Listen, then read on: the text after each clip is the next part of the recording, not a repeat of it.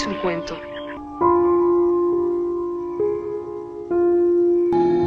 Tu boca será llenada con un embudo. Film ini dibuka dengan Maria, seorang biarawati yang pergi ke hutan untuk memetik bunga. Tiba-tiba, ia mendengar suara aneh dari arah sungai. Maria menoleh, tetapi tidak melihat siapapun sehingga kembali memetik bunga. Beberapa saat kemudian, seorang pria telanjang tiba-tiba muncul di hadapannya sambil menyapanya. Pria itu membawa sebuah tongkat yang membuat Maria sangat ketakutan hingga langsung berlari meninggalkan tempat itu. Setelah berlari cukup jauh, Maria menoleh ke belakang dan menyadari tidak ada yang mengejarnya.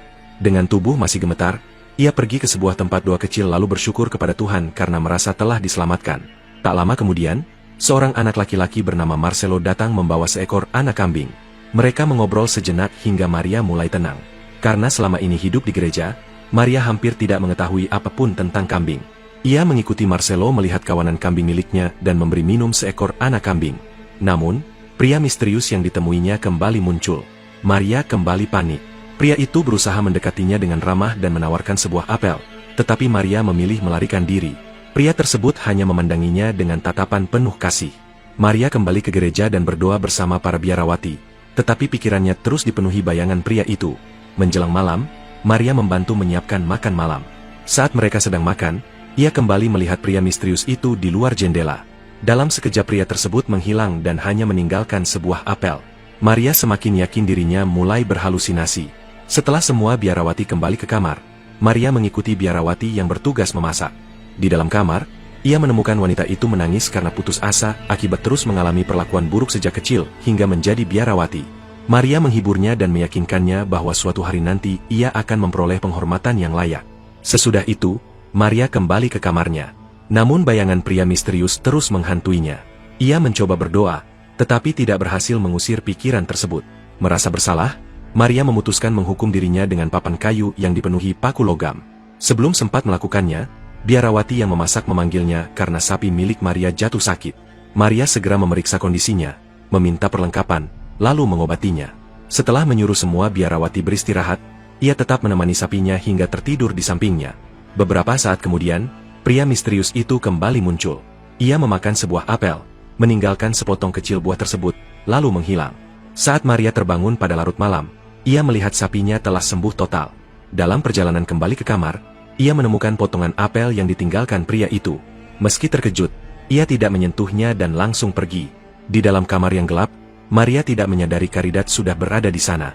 Saat Maria kembali mengambil sabuk berduri untuk menghukum dirinya, Karidat mengungkapkan bahwa ia mencintai Maria. Ketika suasana menjadi hening, Karidat tiba-tiba menghilang dan digantikan oleh pria misterius dari hutan. Pria itu memberi kesan bahwa ia akan selalu datang setiap kali Maria membutuhkannya, lalu menghilang.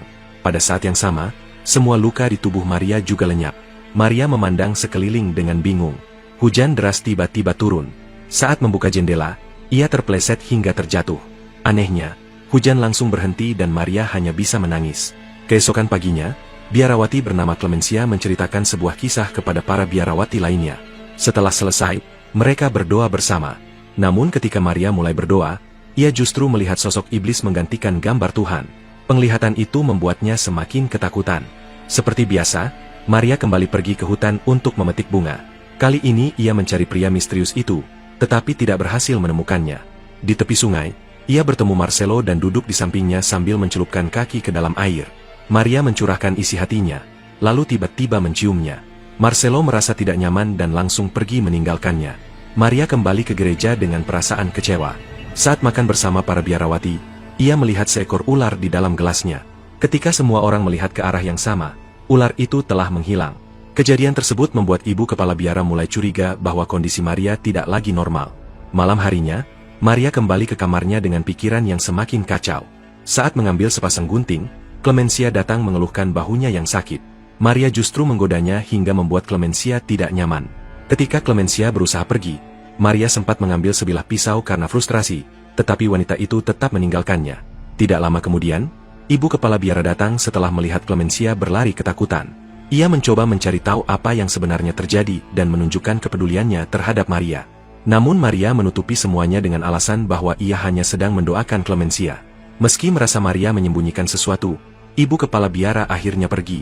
Malam itu, biarawati yang bertugas memasak kembali diperlihatkan. Dalam keputusasaan, Ia menangis di depan patung Yesus dan merasa hidupnya tidak lagi memiliki harapan. Maria hanya memperhatikannya dari kejauhan. Saat biarawati itu kembali ke kamarnya, Maria diam-diam mengikutinya, sementara ibu superior melihat mereka dari jauh tetapi memilih tidak ikut campur. Sesaat kemudian, Maria mendorong biarawati itu hingga terjatuh. Setelah itu, ia pergi ke rumah Marcelo. Kepada nenek Marcelo, ia mengaku mendengar Marcelo sempat sakit dan ingin memastikan keadaannya. Sang nenek mengatakan Marcelo sudah sembuh dan sedang tertidur, lalu mempersilakannya masuk. Maria melihat Marcelo masih terlelap. Setelah memastikan nenek Marcelo juga tertidur, ketika Marcelo terbangun dan berusaha melarikan diri, Maria menghentikannya, mengambil sebilah pisau, lalu mulai menikam. Namun ia segera sadar bahwa korban yang ditikamnya bukan Marcelo, melainkan neneknya. Diliputi rasa ngeri, ia menjatuhkan lilin hingga memicu kebakaran, lalu melarikan diri kembali ke gereja.